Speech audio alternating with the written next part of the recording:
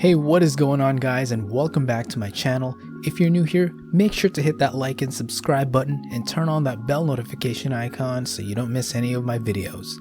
Alright guys, so in this video, I'm going to teach you guys how to stream or record Call of Duty Vanguard without lag.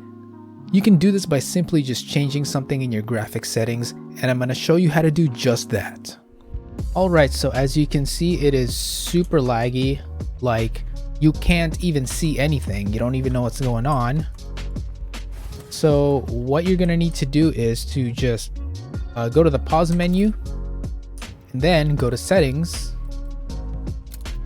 then go to graphics right here, and then go to quality, and where it says quality presets, as you can see, I have it to ultra.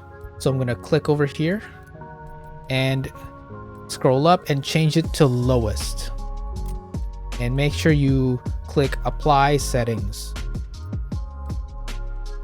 and then you can just go back,